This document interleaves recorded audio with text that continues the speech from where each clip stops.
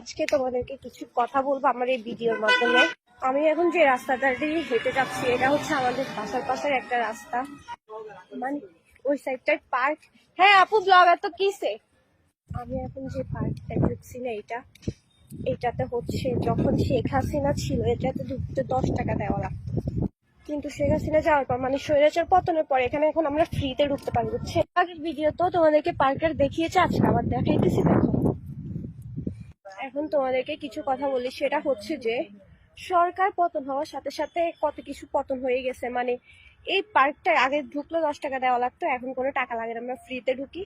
এখানে অনেক ছেঁচড়া পোলাপাইন আসতো, মানে হচ্ছে এই দিকেরে, তবে তারা আওয়ামী লীগ করতো, মানে হচ্ছে ছাত্রলীগ। তো ওদের পাওয়ারে আসলে এই পার্কটায় কেউ এত বেশি ঢুকলেও কোনো সেফ ফিল করতো না, যখন তখন যেমনে এমনি মাইদত দিত বা যাই হোক কট টট দিত। বাট কট দেওয়া মানে কি শুধু কি বয়ফ্রেন্ড গার্লফ্রেন্ড না, এমন না, সাধারণ মানুষের উপরেও তারা খেপে বসতো। কারণ হচ্ছে তখন ভাই আওয়ামী লীগের দিন ছিল। আমি জানি না আমার আইডিটা আওয়ামী লীগের ফ্যান ফলোয়ার কেমন, বাট আমি বলতে বাধ্য যে যখন আমাদের শেখ হাসিনার সরকার ক্ষমতায় ছিল তখন পোলাপাইনেরও অনেক বেশি আগুন ছিল শরীর, মানে তাদেরও পকেট গরম ছিল, মাথা গরম ছিল, বুঝি না তো ছাত্রলীগ মানুষ।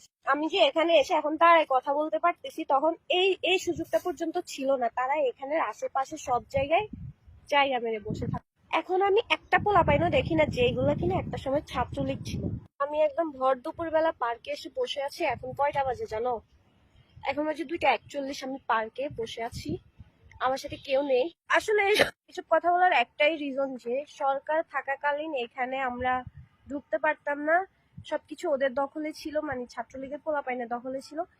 এখন গিয়ে এইসব জায়গাগুলো অনেক শান্তিপ্রিয় হয়েছে, একদম নিজের মনে করে ঢুকা যায়। কেউ কোনো এরিয়ার ভয় দেখাইতে পারে না, কারোর বড় ভাই নাই ছোট ভাই নাই, এরকম কোনো থ্রেট আমাদেরকে আর শুনতে হয় না আর কি। আমাদের কোন কবি বলেছে না, দুপুরবেলা দিঘির পানিগুলা সোনালির মতো ঝলঝল করে। এই যে দেখেন, এগুলা কিন্তু পানি, কিন্তু কি সুন্দর করে জলজল করতেছে, তাই না? এই যে দিঘির পানি দেখেন, এটা একদম ভর দুপুরবেলা সেই লাগে, তাই সেই কত বড় দিকে আপনাদের ভিউটা সুন্দর করে দেখ। যে এটা হচ্ছে আমাদের পার্কের পুরো ভিউ।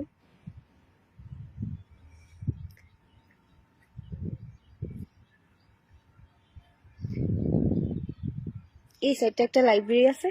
এই পার্কটায় আমার অনেক স্মৃতি জড়িয়ে আছে। আমি এখন যে জায়গাটায় দাঁড়িয়ে আছি, একটা সময় আমি এই জায়গায় বসে বসে কত কান্না করছি।